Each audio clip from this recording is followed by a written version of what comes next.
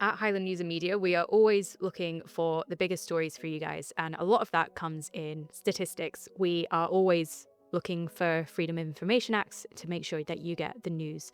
But this is from more of a personal story. We've had someone come to us about a delayed discharge. I'm not talking about a 6-week delay, I'm talking 6 months. Since Boxing Day, this person has been in Raigmore Hospital waiting for assistive care. It's quite upsetting, Scott, to actually read the stories and listen to the person's family members actually experiencing this. I think when we look at our own parents, our own grandparents, we would never imagine feeling helpless in a way. That's what I seem to get from this story. That's very much it. And you're talking about, I was talking to Alistair Mackay and to Mike Noble, who some people might remember as a former Inverness Cally Thistle captain.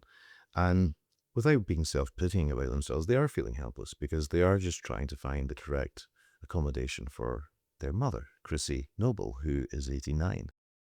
First, let's hear what Alistair Mackay had to say about his mother's situation. That's the way it seems right now, Scott, is that it's, the hospital's been used as a care facility and nothing else is moving. It's like the whole system has come to a halt. And we saw on the news just the other day about people that have had, operations cancelled, like knee replacement, all that, and there's no beds for them to go to recover. And here's the bed blocking situation where all these people are in bed or taking up beds where if there was the facilities, they could move on. There's no stimulus, there's no TV or radio on in the ward. So, and nobody talks because they're either asleep or they've got dementia.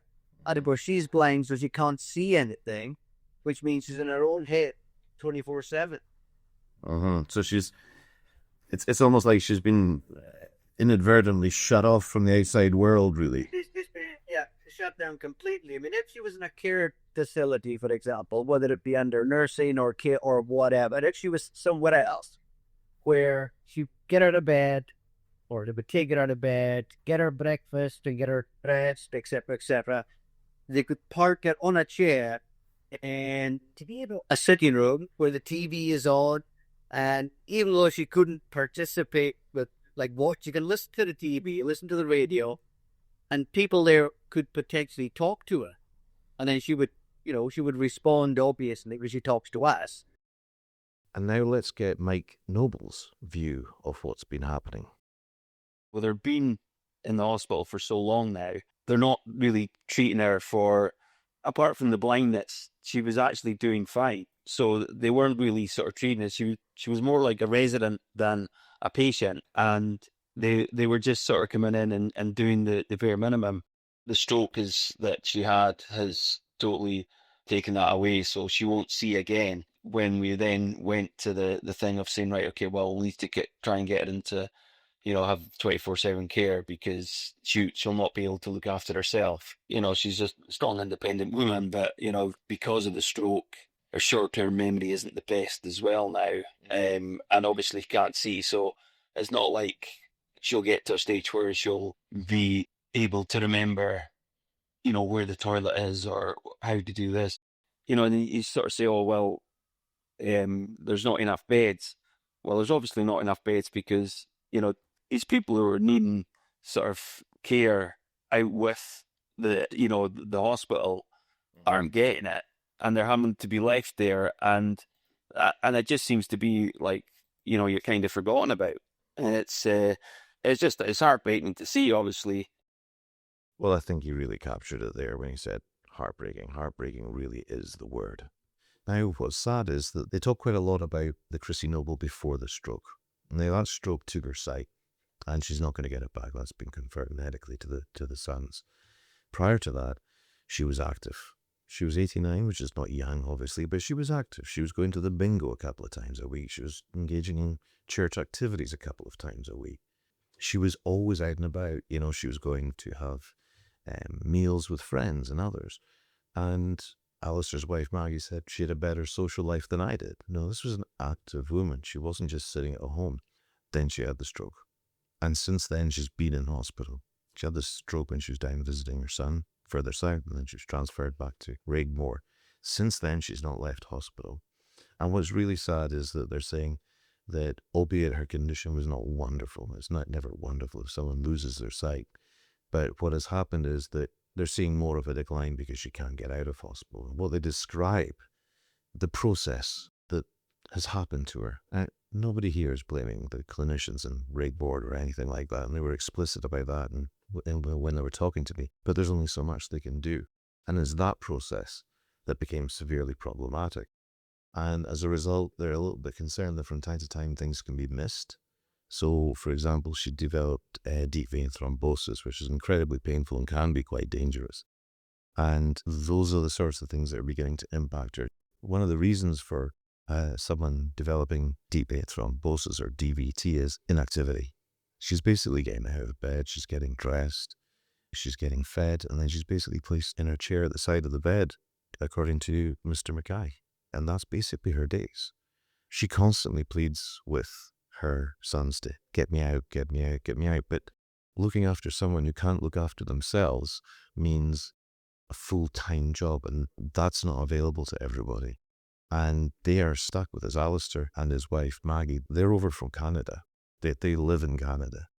So they're basically here in an extended period of time, which is always an added expense when you're not at home. You got to pay for certain things. And Mike is further south. He's down near Falkirk. And it's a real challenge for them to manage to try and find the right accommodation for it. And it's just not there.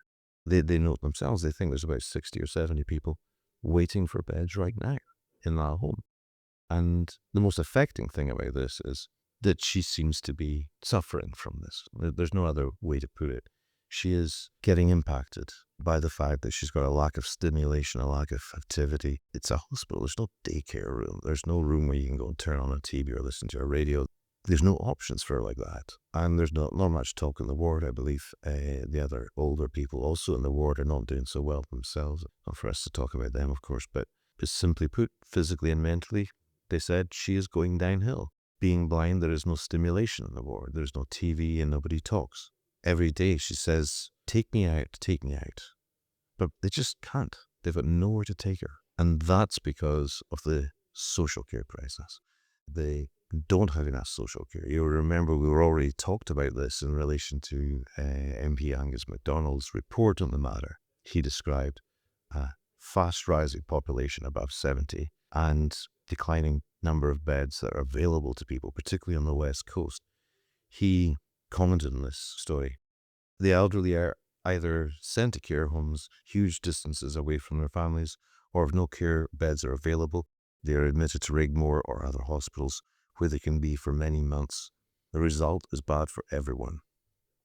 And that's very common. He added as well that Chrissie Noble's plight is tragic, but unfortunately common. She's technically well enough to be discharged. She would do better if she was discharged. But there's nowhere for her to go to get that round-the-clock care to ensure that she is fed and nourished and has access to washing facilities. And she's still in hospital now. And she's been there since Boxing Day. Anyone who's ever been in hospital can perceive clearly and accurately just what it's like to be in there for 2, 3, 4, 5 days, whatever. And they're always chafing at the bit to get out. And she's been in there for 6 months. Let's just say cost-wise, the bed in hospital costs more than a bed in a home just now. Mm-hmm. Is that right? Yeah, I mean, there's a huge amount of figures in this. The delayed discharge costs the NHS and the Highlands tens of millions of pounds over many, many years. The simple fact of the matter is it would be better for everyone if there was more places in either care homes or care packages or so on and so forth. It would be economically better. It would certainly be better, and this is most important, for the individuals concerned. However, they're not there. They simply don't exist. As was found repeatedly by Angus MacDonald, by ourselves, by everyone who's ever looked at this subject, there's a declining number of care beds in the Highlands, and there's not enough staff to fulfill a lot of the care packages for which there are extreme waits to access. So that would be people being cared for in their own homes, which for many people is the ideal, and I believe it's something that Highland Council wishes to do more and more of. So in other words, a nurse or care worker would visit an elderly person in their home in the morning, make sure they were up and about and, took care of them, got them going for the day and made sure they were okay and had everything that they needed. And there would be several visits during the day, and some people may have to spend the entire day with them. But that's considered preferable to stationing people in care homes where they have a preference to remain in their own home. That's the big difference. A lot of people also profit. I think it's a very individual thing. Some people never want to leave their own home after a certain age. Other people prosper when they go into care homes because they're getting a bit more society. They're getting a bit more socialization. They're with people of their own age or thereabouts. I've seen it with members of my own family who was forever gossiping about one woman or that man, whoever was being, taken around the place. And it was very small stuff, but they were prospering because they had stimulation. The self-same stimulation that Chrissie Noble so lacks at the moment. And that's the preference. And what does the health board say about this? The health board's stuck between a rock and a hard place, essentially. It doesn't have enough money to fund all of these places, even though it's got soaring budgets, and part of it is dedicated to that. But this is a national problem, and it's the same everywhere you look. In their statement to us, they said there are a variety of reasons for these delays. However, the most frequent one is finding a suitable onward placement or accommodation that can meet the specific care needs of the individual waiting to be discharged. They mentioned the remote and rural nature of the Highlands has been another particular challenge in delivering care. So you may have a small population, meaning a smaller workforce pool to accommodate a care home near where someone lives. That would be in the environment, so they would have friends and family in easy visiting access. But they did point to a recent reduction in the number of patients delayed to discharge across NHS Highland. And their aim is obviously to reduce that further. But as we've seen with Chrissie Hind, in her case, it's extremely difficult. And this woman is stuck in hospital. Her family is worried about her, and they want to keep her as well and as healthy as possible, as I'm sure every single clinician in the hospital does as well. And it's just not available to her at the moment. And I said a rock and a hard place. That's exactly what it is. Well, let's hope that in the near future there is a change for Chrissie. We'll certainly keep you updated.